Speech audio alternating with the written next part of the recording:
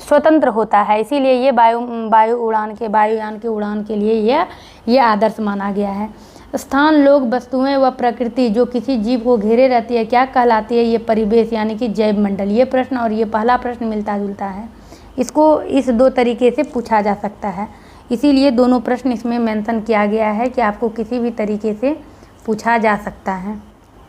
अगला प्रश्न है आपका, पृथ्वी की वह सतह जिस पर हम रहते हैं क्या कहलाती है? भूमंडल।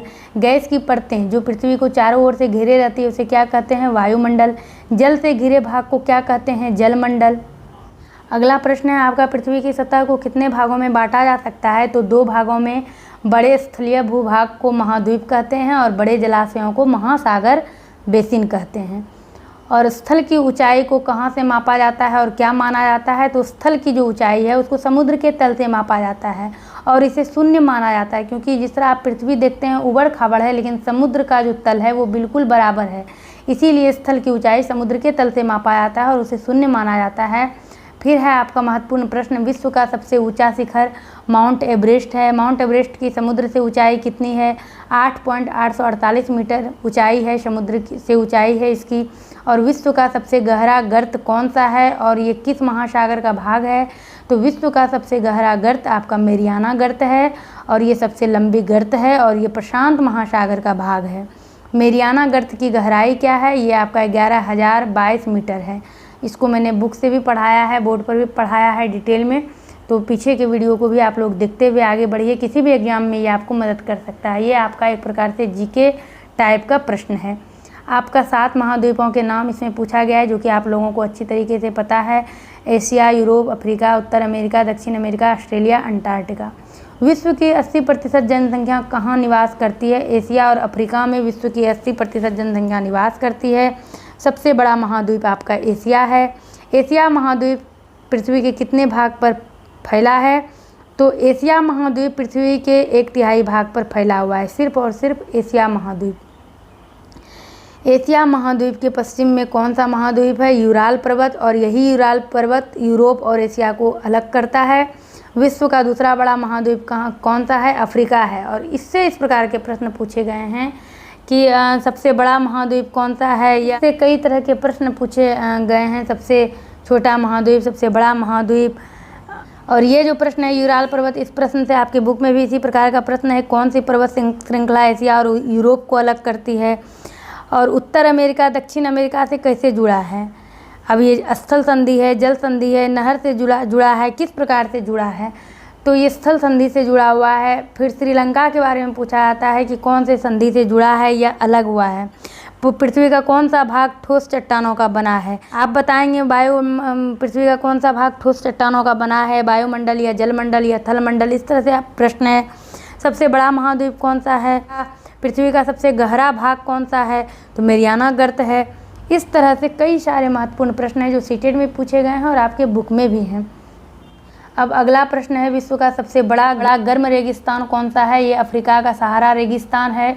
विश्व का तीसरा बड़ा महाद्वीप ये उत्तरी अमेरिका। अभी देखिए ये तीसरा बड़ा महाद्वीप आपसे पूछ दिया जाएगा, 5वां बड़ा महाद्वीप, तो ये आपको क्रमबद्ध तरीके से याद रखना बहुत ज़रूरी है। उसके बाद आपका अगला प्रश्न है, विश्व की सबसे लंबी पर्वत श्रृंखला कौन सी है? ये एंडीज पर्वत श्रृंखला है जो कि दक्षिण अमेरिका में है। सबसे छोटा महाद्वीप कौन सा है? ये ऑस्ट्रेलिया है। विश्व की सबसे बड़ी नदी है आपकी अमेजन नदी, ये विश्व की सबसे बड़ी नदी है। लेकिन अगर भारत की पूछ दिया जाए तो आप बताइएगा भारत में की सबसे बड़ी नदी कौन सी नदी है?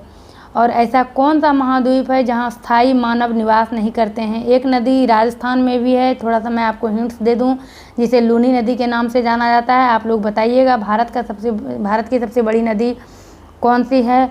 और ऐसा कौन सा महाद्वीप है जहां स्थायी मानव निवास नहीं करते हैं? ये अंटार्कटिका महाद्वीप है जो कि बर्फ़ से ही ढका रहता है, वहाँ पर मानव का निवास संभव नहीं है। अंटार्कटिका कहाँ स्थित है? दक्षिण ध्रुव में स्थित है। अंटार्कटिका में भारत के कौन कौन से शोध संस्थान स्थित हैं? ये प्रश्न भी कई बार पूछे गए हैं। तो ये आपका मैत्री तथा दक्षिणी गंगोत्री भारत के अंटार्कटिका में ये शोध संस्थान हैं जो कि भारत के हैं। और नीला ग्रह किसको कहते हैं? तो पृथ्वी को। पृथ्वी के कितने भाग पर पानी है? 71% भाग पर पानी है।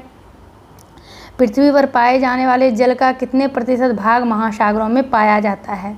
और इसको चैप्टर में मैंने समझाया है। तो ये पृथ्वी पर पाए जाने वाले जल का 97% भाग महासागरों में पाया जाता है। महासागरीय जल की गतियाँ कितनी है? तो महासागरीय जल की गतियाँ 3 है, तरंगे हैं, ज्वार भाटा है और महासागरीय धाराएं हैं। महासागर कितने हैं? बड़े से छोटे क्रम में लिखो। तो इसको भी महासागर और महाद्वीप की तरह आपको ये याद करना है। कई प्रश्न थे, जब मैंने इसको एक बार और पढ़ाया था तो उसमें प्रश्न था कि क्या जलमंडल एक है? तो जलमंडल एक है, लेकिन भूमि जो है आपका जहाँ पर आप निवास करते हैं जलमंडल के द्वारा ही वो अलग होता है और अलग अलग भाग को अलग अलग नाम से जाना जाता है। हालांकि जब मैगेलन ने पूरी दुनिया का भ्रमण किया था तो उन्होंने ये पुष्टि की थी कि जो पूरा जो नदी है या जिसको आप सागर कहते हैं, समुद्र कहते हैं, पूरा एक ही है, लेकिन फिर भी इसको अलग अलग नाम से आपको समझना ज़रूरी है। कौन किधर पाया जाता है, ये जो आपका भूमि है, जो रहने योग्य स्थान है, उसके अनुसार ही आपके प्रश्न बनते हैं कि भारत के पश्चिम तरफ कौन सा सागर है? तो अरब सागर है। बंगाल की खाड़ी भारत के किस दिशा में पड़ता है? तो ये सब आपको याद रखना महत्वपूर्ण है। तो महासागर जो है ये आपका है 5। आपका पहला हो गया प्रशांत महासागर, दूसरा हो गया आपका अगर अटलांटिक महासागर, हिंद महासागर, आर्कटिक महासागर और दक्षिणी महासागर। इसको आपको बड़े से छोटे और छोटे से बड़े में आपको ये याद रखना है। फिर आपका अगला प्रश्न है प्रशांत महासागर किस आकार में है? ये वृत्ताकार में है। आकार से भी प्रश्न बहुत पूछे जाते हैं। प्रशांत महासागर के चारों ओर कौन से महाद्वीप हैं? देखिए, प्रशांत महासागर के चारों ओर कौन से महाद्वीप हैं? जब जलमंडल एक है फिर भी इस तरह से पूछा जा रहा है तो एशिया, ऑस्ट्रेलिया, उत्तर अमेरिका, दक्षिण अमेरिका, ये प्रशांत महासागर के चारों ओर ये महाद्वीप हैं। विश्व का दूसरा बड़ा महासागर कौन सा है? अटलांटिक महासागर। अटलांटिक महासागर किस आकार का है? ये अंग्रेजी के एस के आकार का है। व्यापार की दृष्टि से सबसे व्यस्त महासागर कौन सा है? ये अटलांटिक महासागर है। दंतुरित आकार यानी दांतों के आकार जैसी तटरेखा किस महासागर की है? ये अटलांटिक महासागर की है। अटलांटिक महासागर की जो तटरेखा है ये दांतों के आकार की है, ये महत्वपूर्ण है। और भारत के नाम पर किस महासागर का नाम है? हिंद महासागर का। ये प्रश्न भी पूछा गया है। हिंद महासागर किस आकार का है? त्रिभुज आकार का है। तो अभी आपने कितने आकार को देखा? आपने वृत्ताकार देखा, एस आकार का देखा, त्रिभुजाकार देखा और दंत के आकार का तट रेखा देखा। यानी जो समुद्र है उसका जो तट है इस प्रकार से है, या इसको आप थोड़ा सा यहाँ से और राउंड ले लीजिए, इस आकार का है आपका अटलांटिक महासागर की तट रेखा। अटलांटिक महासागर कहाँ स्थित है? उत्तर ध्रुव में।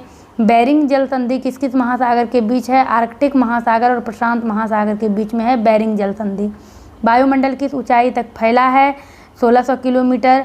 और वायुमंडल को कितनी परतों में बांटा गया है? 5 परतों में। क्षौम मंडल, समताप मंडल, मध्य मंडल, आयन मंडल, बहिर्मंडल। पौधों की वृद्धि के लिए कौन सी गैस आवश्यक है? Carbon dioxide. वायुमंडल क्या है? तो अनेक गैसों के समूह को वायुमंडल कहते हैं। आपका अगला प्रश्न है वायुमंडल में सबसे अधिक मात्रा में कौन सी गैस पाई जाती है या कौन सी गैस है? नाइट्रोजन गैस 78%, ऑक्सीजन 21%, बाकी और भी गैस हैं। ये वो गैस भी जो 1% आपका बच रहा है, 78 और 21 आपका 99% हुआ, तो 1% जो गैस बच रहा है वो अति महत्वपूर्ण है, क्योंकि उससे भी आपको इस तरह से प्रश्न निकाल के पूछ दिए जाएंगे कि अगर आप उसको समझे नहीं होंगे तो आपके सामने में परेशानी क्रिएट हो सकती है। तो उसको मैंने डिटेल में बताया है, उसको भी देख लीजिएगा। उसके बाद यहाँ है आपका पवन किसे कहते हैं? गतिशील वायु को। कौन सी पर्वत श्रृंखला एशिया और यूरोप को अलग करती है? अब देखिए, कौन सी पर्वत श्रृंखला एशिया और यूरोप को अलग करती है? एंडीज तो नहीं होगा, यूराल होगा, यहाँ लिखा भी है। भूमंडल तापन किसे कहते हैं? कार्बन डाइऑक्साइड की वृद्धि के कारण पृथ्वी के तापमान में वृद्धि होना भूमंडलीय तापन कहा जाता है। कार्बन डाइऑक्साइड की वृद्धि कैसे होती है? जो कंपनी वगैरह से धुआं निकलती है उससे पृथ्वी का तापमान अधिक बढ़ जाता है। पृथ्वी के चारों प्रमुख परिमंडलों के नाम तो भूमंडल, जलमंडल, वायुमंडल, जैवमंडल। उत्तर अमेरिका दक्षिण अमेरिका से कैसे जुड़ा हुआ है? जल संधि द्वारा। ये प्रश्न आपके बुक के ऑब्जेक्टिव में भी है, जो अभी थोड़ा देर पहले हमने बताया आपको। और उस जल संधि को पनामा के नाम से जाना जाता है। यूरोप और एशिया महाद्वीपों के नाम को एक साथ मिलाकर क्या कहते हैं? यूरेशिया। माउंट एवरेस्ट पर चढ़ने वाले व्यक्ति कौन थे? वह किस देश से संबंधित थे? एडम व हिलेरी ब्रिटेन थे। और ये तेंजिंग नोर्गे शेरपा थे, ये भारत से थे। और ये 29 मई 1953 को पृथ्वी के सबसे ऊंचे शिखर पर चढ़ने वाले व्यक्ति थे। एवरेस्ट पर चढ़ने वाली विश्व की पहली महिला कौन थी और किस देश की थी? तो ये जापान की थी, जुंगो ताबई, जिसने 16 मई 1975 को एवरेस्ट पर कदम रखा था। और आखिरी प्रश्न आपका है, भारत की पहली महिला कौन थी जो माउंट एवरेस्ट पर चढ़ी? तो ये बछेंद्री पाल थी, जो 23 मई 1984 को माउंट एवरेस्ट पर चढ़ी। तो इसी से तो आपका जीके तैयार होता है। तो अति महत्वपूर्ण ये सारा आपका टॉपिक है, इसको ध्यान से पढ़िए, समझिए। वीडियो को लाइक करिएगा, कमेंट कर अपनी प्रतिक्रिया दीजिएगा। चैनल पर नए हैं तो चैनल को सब्सक्राइब करिएगा। मिलते हैं आपसे अपने अगले क्लास में एक नई वीडियो के साथ। बने रहिए आप इस चैनल के साथ।